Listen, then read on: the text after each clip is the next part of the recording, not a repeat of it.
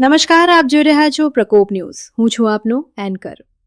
કલોલ તાલુકામાંથી એક ચોંકાવનારી ઘટના સામે આવી છે, જ્યાં એક ગ્રામ પંચાયતના સરપંચ નશાની હાલતમાં પંચાયત કચેરીએ પહોંચતા ભારે ચકચાર મચી ગઈ છે. કલોલ તાલુકાના વાસજડા ગામે ગ્રામ પંચાયતના સરપંચ ઠાકોર ગલાબજી કાળાજી નશાની હાલતમાં પંચાયત કચેરીએ પહોંચ્યા હતા. પ્રાથમિક રીતે સરપંચની હાજરી સામાન્ય લાગી હતી, પરંતુ થોડા જ સમયમાં સરપંચે પોતાની મર્યાદા ઓળંગી હતી.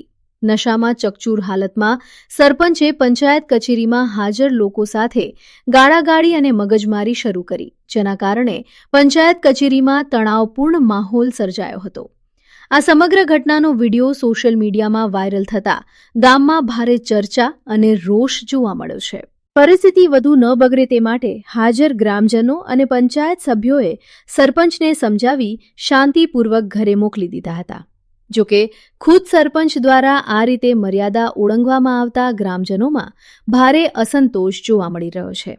આ ઘટનાને લઈને ગામમાં ચર્ચા છે કે જાહેર પ્રતિનિધિ પાસેથી આવું વર્તન શોભનીય નથી અને જવાબદારીઓ સાથે મર્યાદા પણ જરૂરી છે. ફિલહાલ આ મામલે કોઈ સત્તાવાર ફરિયાદ નોંધાઈ છે કે નહીં તે અંગે સ્પષ્ટતા સામે આવી નથી, પરંતુ ઘટના સમગ્ર તાલુકામાં ચર્ચાનો વિષય બની છે. પ્રવીણ ઠાકોર, પ્રકોપ ન્યૂઝ .કલોલ. વધુ સમાચાર અને અપડેટ્સ માટે પ્રકોપ ન્યૂઝને સબસ્ક્રાઇબ કરો. હું ફરી મળીશ નવા સમાચાર સાથે. ત્યાં સુધી ધન્યવાદ.